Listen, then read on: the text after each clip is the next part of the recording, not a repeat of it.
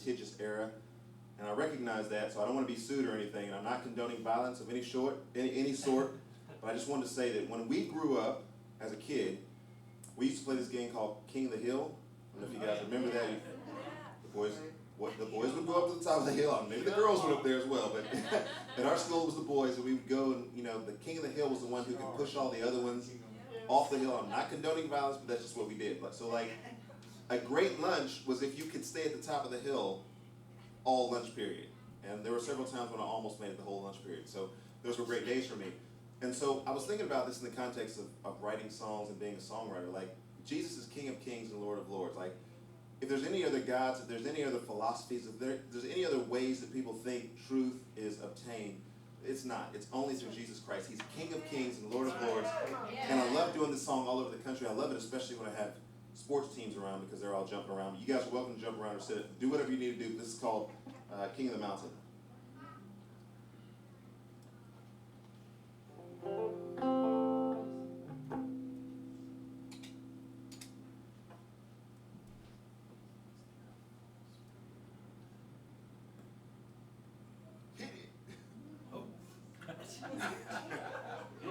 It's on the track.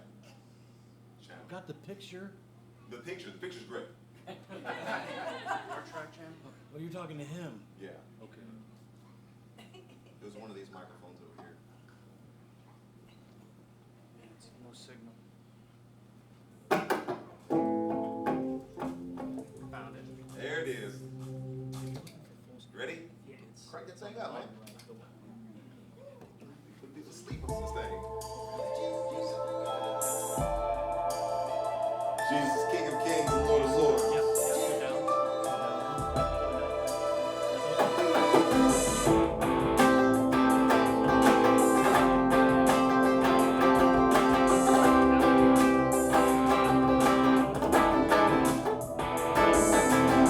So many people are grieving upon the mystery of iniquity, false causes and casualties. If it's a war, we losing battles to fight with them. If everybody wants to win, be careful of your friends. Come on. A day is coming with no more of these rivalries. A time not in an age of possibility. Crying out, nobody's listening. Chasing up the bad dreams. Think of the happy gone, going along. New things coming and it won't be long. Amplified, and Jesus is coming louder. If you didn't know, he is the king of the mountain. He come, going along. A new thing's coming and it won't be long. Amplified, and Jesus is coming louder. If you didn't know, he is the king of the mountain.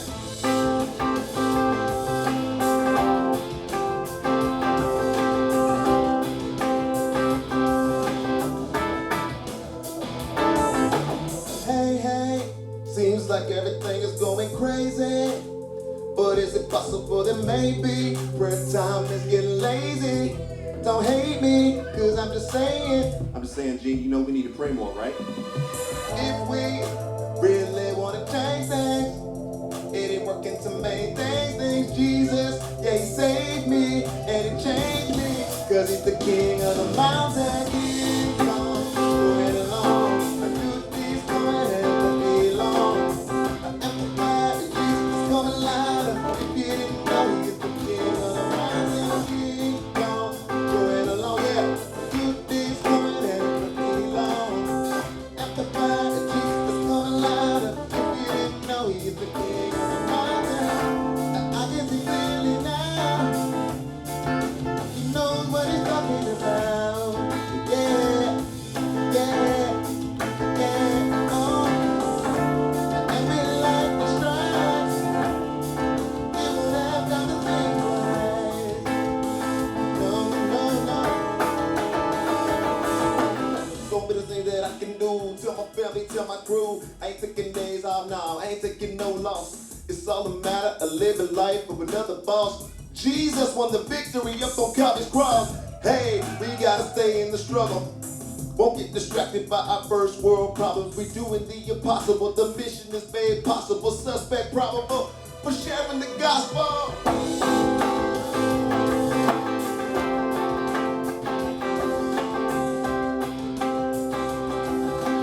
If you didn't know,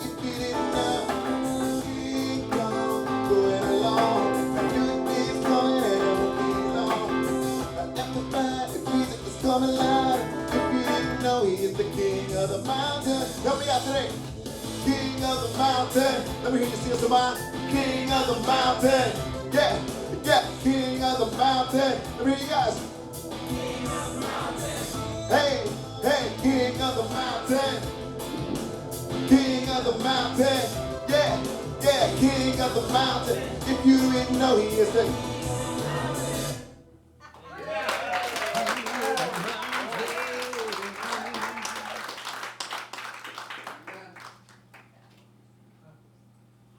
One quick song. Oh, I didn't mean to start it. I was opening it. I need Addison's help here. Do you need Addison's help? I'll be your eyes. Oh, slide that way just a second. I'll duck. I got it. Is this thing on? Yeah. Yeah. Thank you, Chip, Addison. chip. Okay, yeah. Happy to help. Appreciate that. Oh, I'm gonna need help with the play button. Well, it's not that one. It's Be Brave. What? I'm giving I'm giving them fits today. This Oh, song is you're called Be changing. Brave. Okay. I didn't bring my dancers with me today, so you guys have to be the dancers. Anybody who wants to dance can dance. The last time I did this, I was at the University of Florida, and all the college kids got up on stage and danced. So you guys are welcome to come up and dance. You're welcome to, yeah, exactly, add your own dance moves to it. Kids, you're welcome to come up and dance. Yeah, stop it. This song is called Be Brave. This is our latest release. Yeah, that's it. That's all it is. No audio with it. I got that. Okay. It's good. I'm giving them fits over there. You trying to do oh, that's fine. That's awesome. So we wrote this song in. Am I left or right? We wrote the song a couple of years ago, and I think we did this at the National Impact event. And I did the acoustic version of it. I said, we're about to go to the studio and we're about to record this song. This is probably the only electronic dance song that my wife has said that actually sounds better like that than what you did on the guitar. So yeah, we wanted to amp it up this year. We know it's been a discouraging year for a lot of people for a lot of reasons. But God is still on the throne. We released this in January because we were feeling like we were coming in this year and just asking God's people to once again hope in who He is, once again trust in the power and the sovereignty of God, and to be brave as we go into this year. We don't know what the challenges are going to be. We never know, right? We never know what we're going to face, but we know the Lord is going to be with us when we face it. So be brave. This is the song. It's got some choreography to it, but the dancers are not here today, so we'll just do the best we can with what we have. You guys come on in.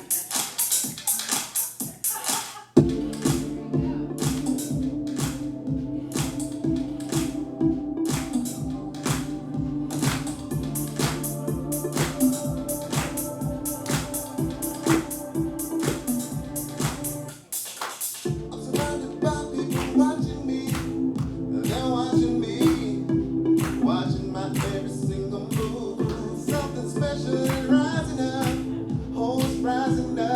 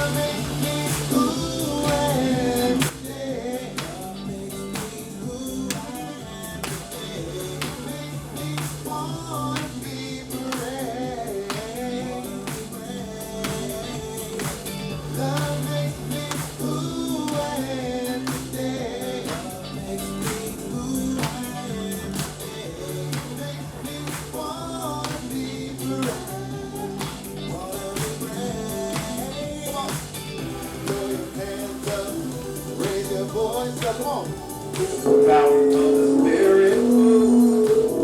Throw your hands up, raise your voice up. Sing, yeah. Yeah.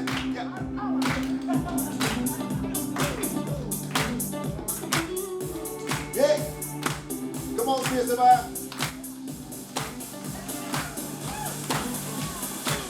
Love makes me who I am today. Love makes me who I am today.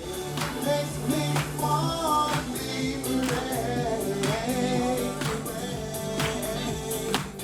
Love makes me who I am today. Love makes me who I am today.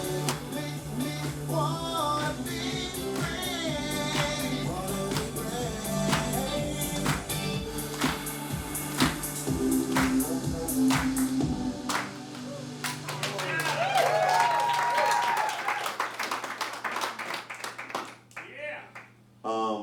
That scared me. Do we have, that scared me too. Do we have Emma Ohm? I didn't do it. Emma Ohm, is she a CSMI member? Do you guys know her? No, we don't. It just occurred to me, she should be. I'm gonna talk to her, but I was gonna tell you, Emma Ohm, one of our own members, choreographed the dance to that. And so I'll talk to her. She should be a member. She will be a member by next time. So again, my team has worked very hard on the production, the videos, everybody that's doing different things out there. I want to really quickly talk to you about, I'm going to do one more song and then I'm going to get out of the way and catch my breath. But man, last year was, I think, a challenging year for everybody, right? We had to adjust and do some things and change some of our perspectives and ways of thinking about things. I just came from a pastor's conference in Louisville, and I told him this is probably one of the greatest seasons and opportunities that we've ever had. At least in my lifetime it is. When the church has the ability and God's people have the ability to take the circumstances as they are given to us and say, yeah, but behind all of that, there's change that's happening. Behind all of that, there's change that's coming. In the midst of all of that, God is rearranging the deck, and now He's giving us a new opportunity. And so we've really just kind of faced this last year thinking that where there's opposition, there's opportunity. Where there's opposition, there's opportunity. And so we came to, like many people, we were literally traveling. I was on a 21-day tour. It's the longest domestic tour that I've done.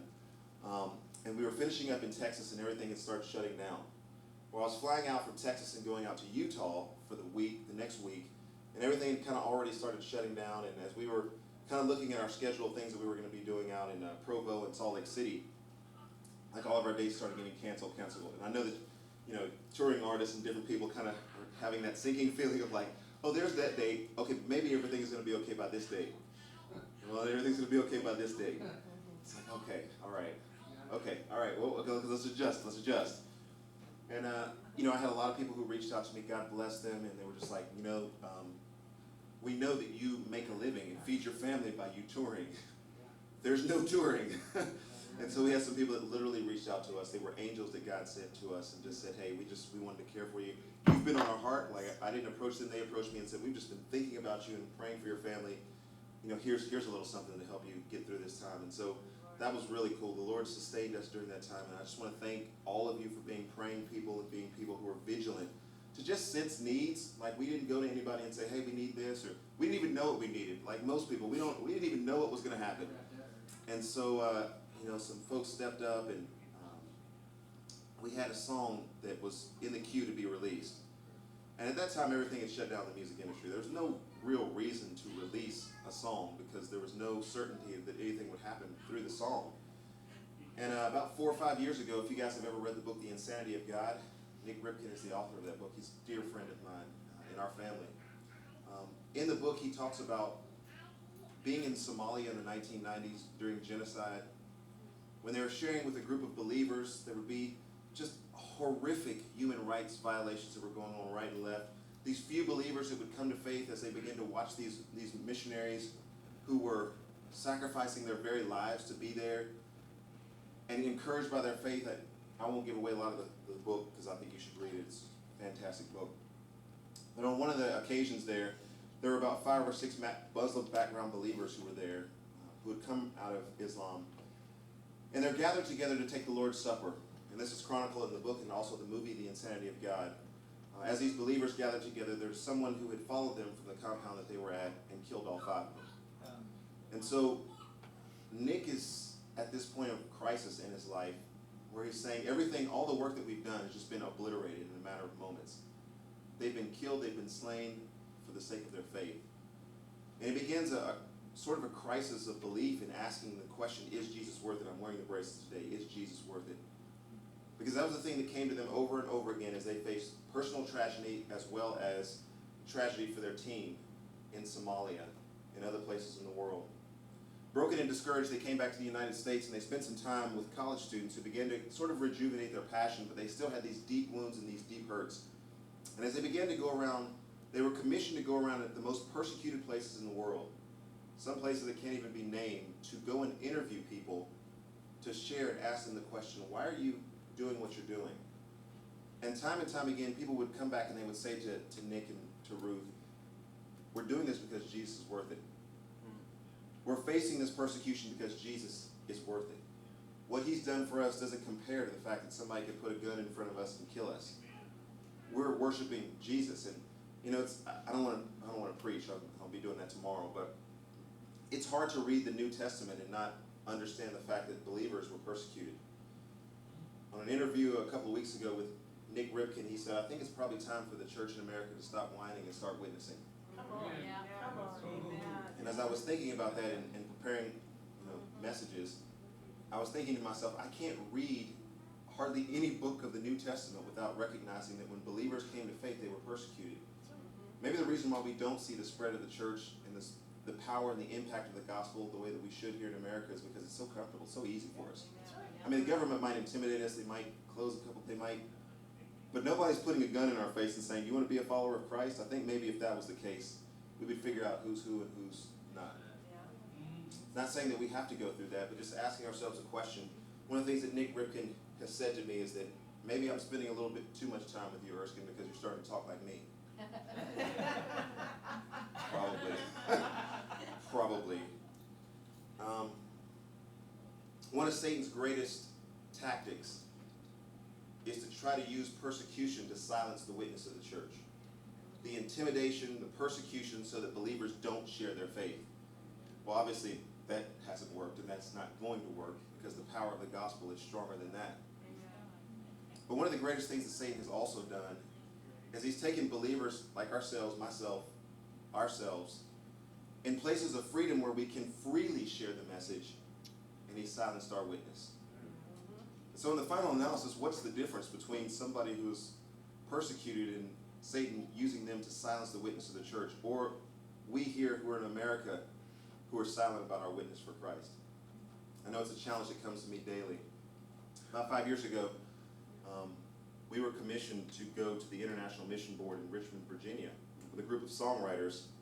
And these songwriters were pretty elite songwriters that you hear their songs on the radio all the time. One of the things that I recognized in that situation was, of all the people in the room that I wanted to hang out with, it wasn't these top-notch, big-name songwriters. It was Nick Ripken, who began to challenge us and to ask us the question, and really put his finger in our chest and say, you guys are writing songs that are on the radio. You guys are writing songs that go all around the world. Write some songs that have some substance. Write some songs that have some meaning. Write some songs that have some depth. And he put his finger in our chest and he said, is Jesus worth it? Well, what are you going to do at that point? And so he slipped into the back of one of our songwriting rooms. It was Matt Papa, Laura Erlinson, and myself. And we were just trying to internalize what he had said to us. And we took the phrase, is he worth it, and we put it to melody. And the martyred missionary Jim Elliot, we also took his words, he is no fool who gives what he cannot keep to gain possession of what he cannot lose. We released the song in March when everything was shut down. And I said, God, this is your song. It's really not about me. It's about your people and your people having a voice. So if you want to do anything with the song, this is your glory and the greatness of your name. We'll release the song because you are worth it. Got a call from Lifeway and Fathom Media shortly after and said, do you guys have a video for that song? And I said, I'm an artist. I don't have money for a video. I have a video team, but I don't have a video. They said, we really would love to re-release the movie and use the song and the video as bonus material for the re-release. So when the movie theaters open back up, Fathom Media is going to take the song and use it for bonus material in the movie. So that's great, but we don't have a video.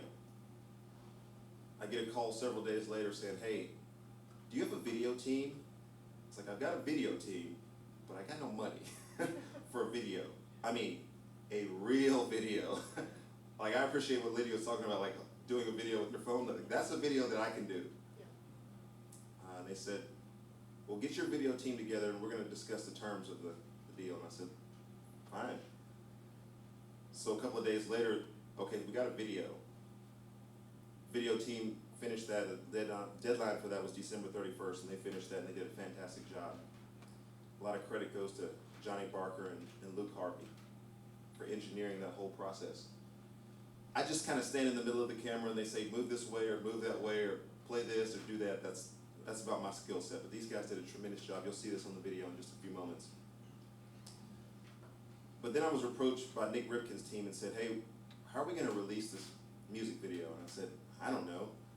I mean, I guess we could do a little of this and do a little of that, and pay for some Facebook ads. And he said, we should really release this, like really release it. I said, well, I actually do have a PR firm that I work with, but they're pretty expensive, and maybe I can scrounge up enough money so that we can, maybe negotiate something that we could work with them. I get a call a couple of days later, and they say, the public relations is taken care of. Let's move forward. I said, okay, God, this is your video, this is your song, these are your people, this is your thing. And so I'm going to get out of the way. I'm going to try to sing the song to the best of my ability. My video team and everybody around has done such a tremendous job. I think it would be a disservice not to mention them and the sacrifice and the hard work they put in for the sake of the persecuted church. Is he worth it?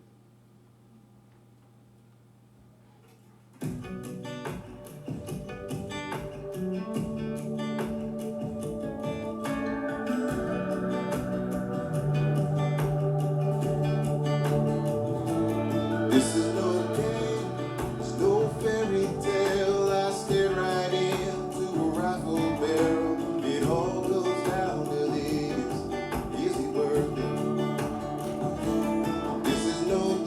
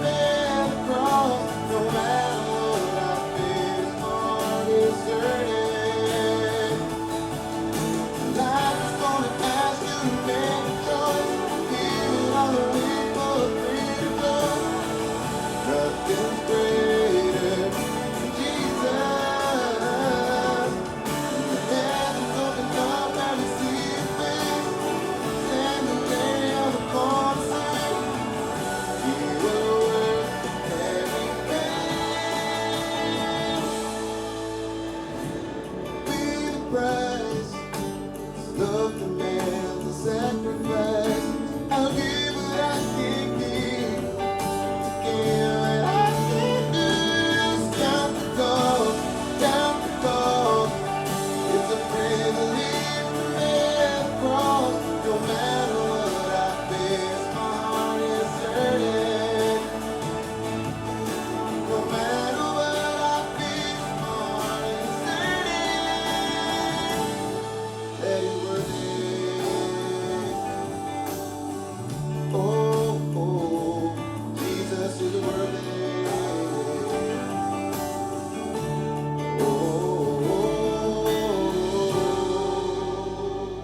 Hallelujah. Yes, Lord. Yes, Lord.